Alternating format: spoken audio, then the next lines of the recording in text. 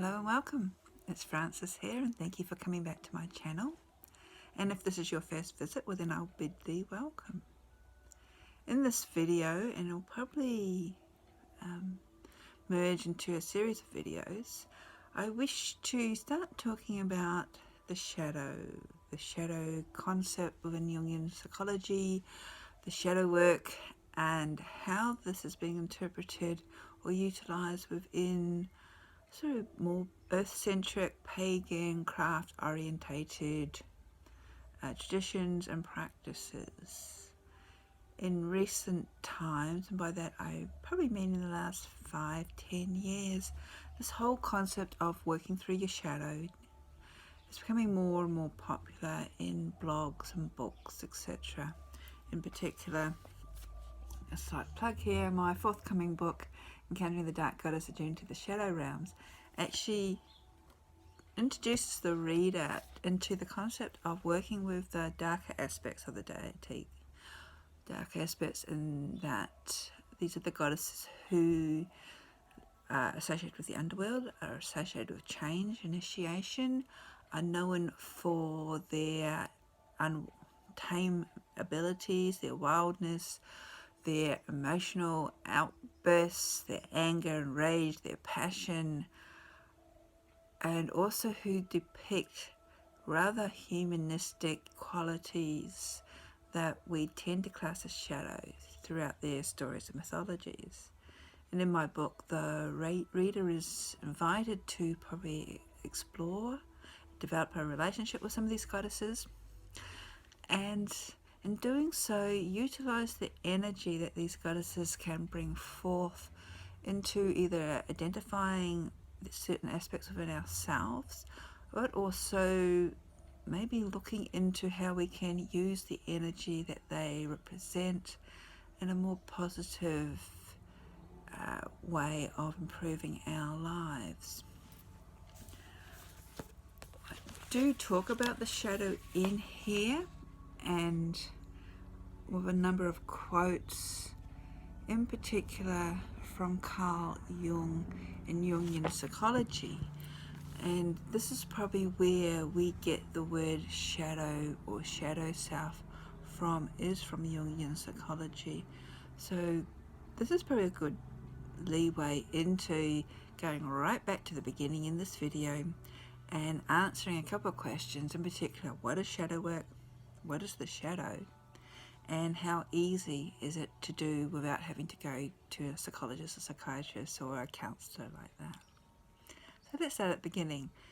And I do have some notes in front of me, hopefully will keep me on track. But if you've seen other videos, this isn't guaranteed.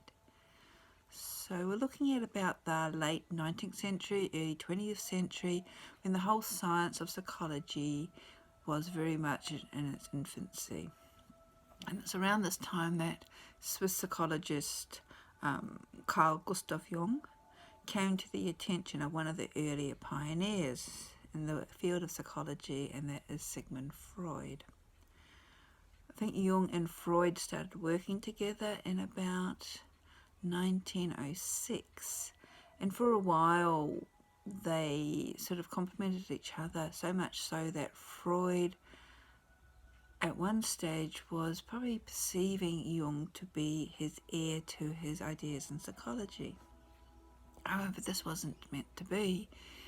About 6 years later, in about 1912, when Jung was doing a lecture tour in America, he started to publicly criticize Freud's theories. In particular, there are a few from infantile sexuality through to the Oedipus complex. And the Oedipus complex is based on a Greek myth where Oedipus, unbeknown to himself, killed his father and then later married a woman who turned out to be his mother. And that caused him a lot of great anguish for both of them. And I think his mother killed herself, and I'm not quite sure what Oedipus actually did. So around that time, 1912, Jung also published his Psychology of the Unconscious, and his public criticism of Freud and the publication of the psychology of the unconscious really started to distance his beliefs and theories of psychology from Freud. Jung went on to be recognized as the founder of analytical psychology, where the process places the emphasis on symbolic imagery and archetypes as a means of bringing the subconscious into the conscious. This exploration allows a person to become more aware of what drives their actions, and gives them more control over their emotional state and therefore their life. Freud, on the other hand, believed that the subconscious stored repressed, unacceptable desires, often sexual in orientation. Jung felt that the subconscious stored archetypes fractured from our soul image, which were neither good or bad. To Jung, the goal of human existence was something that he called individuation, the process of integrating the different archetypes of our subconscious, creating the wholeness of self. One of these subconscious archetypes he classified as the shadow, and one form of individuation is shadow work. So it's quite interesting stuff. Jung also had an interest in the occult and paranormal activities, which is probably why his theories and practices have sort of an interest within the pagan, craft, earth-centric communities. Jung had a belief that a person's cultural structure was an underlying pin to his psychological analysis, and this also reflected his own religious beliefs. He believed that individuation was the primary goal of all religions, and the shadow could be found in all these systems, from the Christian sin right through to the Buddhist false sense of self. He was interested in seances, he had witnessed parapsychic phenomena, and he claimed that spirits were more than simple fragments of the imagination or psychological fragments. He also associated the process of alchemy with his own psychological work. The transformation of lead into gold was a metaphor of individuation. Further and finally, he was interested in psychology and divination, and he proposed the concept of synchronicity, the concept of unrelated coexistences having deeper meanings. At this stage, I think it's important to point out that Freud, Jung, like Adler and others, all had their critics. And the essence here that I'm wishing to talk about is largely Freud's concept of shadow work within the craft and paganism. So let's move on to one of the other questions. Is shadow work easy? And the very simple answer to that is no. When we undergo shadow work, and there are also an assortment of names that shadow work is known by, and I'll get to them in a moment, we're actually entering our subconscious, where we've put all the things that we don't like about ourselves, and it's sort of like reaching into the back of the wardrobe and pulling out all those clothes that were put there, the unwanted gifts, the very badly knitted jumpers, the outfits that no longer fit or suit our body type, which are far too small, and in reality will probably never fit again. And often such things, when they are brought into the conscious forefront, are extremely painful and emotional for us. But after all, these shadows are parts of us that we dislike, that we are ashamed of. And when we are forced to face them, to own them, to deal with them, it's actually not comfortable work for anybody. So no one's immune. And if you come across anybody who claims that shadow work is a piece of cake, or someone who reckons that they've done all their shadow work and there's nothing more to discover about themselves. I personally would question them. It's from the information I've read, though I'm not a psychologist or counsellor, shadow work is an ongoing journey of discovery as we become more and more aware of our own selves. And this is because our conscious awareness shifts all the time. And I'll discuss a little bit more about that in a moment. I also think at this point in time in this video, it's important to differentiate between shadow work, that is its understanding in the craft pagan sense, to that of medical psychology, psychiatry, professional therapy, counselling, etc. And it should not and never ever be perceived as merely a cheaper alternative for long-term mental health issues, which I understand can be rather expensive. So keep that in mind. Shadow work is not a quick fix, and it can in fact indeed highlight areas that actually need deeper work, and usually through the guidance of a professional. So just bear that in mind. If you do shadow work, it may be short-lived, short-term, and it may actually highlight a deeper issue that you probably, or you may need more professional assistance with than doing it for yourself. My interest in shadow work is because I've always been interested in what makes us us. This has led from early explorations into metaphysics, the occult sciences. I've read books on psychology. I've undertaken courses on utilising Jungian archetypes. I even hold a NLP practitioner certificate, and if you don't know what NLP is, that's neuro-linguistic programming.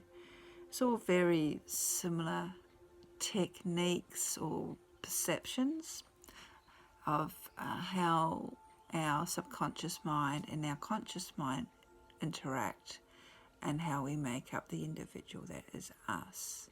So with all that on board, I am not a psychologist, I'm not a counsellor, I'm not a mental health worker, I'm not a psychiatrist. All I'm doing in this video is just sharing my insight, my opinions, my personal research and interest in this area, and the techniques and processes that I have utilised myself. So I would recommend, if you're watching this and you're interested in shadow work, to do some of your own research first. Make sure that you have an understanding of both the negative and positive attributes. And if you undertake shadow work, and I'm not intending to put anybody off, but just be mindful that should you find that you're beginning to discover and lodge, so we say, a bigger issue that's been hidden away and that you're subconscious, and I say that it could relate to past traumas that for some reason it's been shoved at the back of the wardrobe, so to speak, then it is very important to speak to your doctor and or to a medical practitioner, and if need be onto a psychologist or a counsellor or someone else, because at the end of the day your mental health is the most important thing, and I don't think I can stress that enough. Okay, with all that aside, let's move on with our journey. Jung is quoted to have said that the realization of the shadow is an eminently pragmatic problem that should not be twisted into intellectual activity, for it has far more meaning of the suffering and a passion that implicates the whole person. So in other words, while we do like to over-analyze things and intellectualize things, Jung is giving almost the permission for us to be able to sit with our emotions, be able to understand that things sometimes just happen for the sake of happening. And it is through the actual feeling of these emotional traumas that we can potentially free ourselves from the pain that we often are lodged in our bodies. And again, this is something that maybe be best left in the hands of a professional. Who knows? So that's a bit of a background to Jung and where the term of shadow work comes from. So let's actually look at what shadow work actually is and take it from there. In 1951, Jung published Ion Researches into the Phenomenology of the Self, where he stated, or alleged to have stated, the shadow is a moral problem that challenges the whole ego personality. For no one can become conscious of the shadow without considerable effort, moral effort. To become conscious of it involves recognizing the dark aspects of the personality as present and real. This act is the essential condition for any kind of self-knowledge. In other words, the shadow contains aspects of ourselves that we do not like, that we wish to reject, suppress, ignore, that we can't look at, that we're even ashamed of. And these aspects can be personality traits, even thoughts that we pretend aren't there, that we don't have. And we push these fears and phobias and thoughts to the far reaches of our subconscious, and it's rather like sweeping dust under the carpet. It never really goes away. However, we sort of hope that magically it disappears, but it's not, it's there. And it remains there, festering like a ticking time bomb, ready to explode one day, and often when we're least expected. To the joys of being human. So shadow work, well, the shadow is known by a number of different terms. You may have heard of shadow. You may have heard of alter ego, the dark twin, repressed self, the other, lower self, the dark side, our double, even midlife crises, or the dark night of the soul, are all alternative names associated often with the shadow. It is important to realize that the shadow begins to manifest at the very earliest manifestation or understanding releasing of the I, as Jung described it, individuation. It runs parallel to ego development. What doesn't fit into our developing ego ideal, the idealized self, individually reinforced by family and culture, becomes our shadow. And this happens at a very early age when we begin to come more and more consciously aware of us as an individual. Further, the shadow constantly shifts and changes in light of our ego consciousness as we continuously are selecting and editing experiences, creating ego-based ideals of the self and the world in which we live. So this is why we have changing of opinions, but we never seem to get rid of these old opinions and ideals. We just push them further and further into our subconscious. So much so that poet and author Robert Bly described our shadow as a bag that we dragged around behind us. And he says that we spend the first 20 years of our life deciding what parts of ourself that we put into this bag, what parts we can put into this bag. And then we spend the rest of our lives trying to get them out again. Have you stopped and wondered what is in your bag? What you have been dragging around with you? Maybe it's time to take a pause. And before we go on to the next video, just consider what we're dragging around behind us. So I hope you can join me for the second part. Blessings.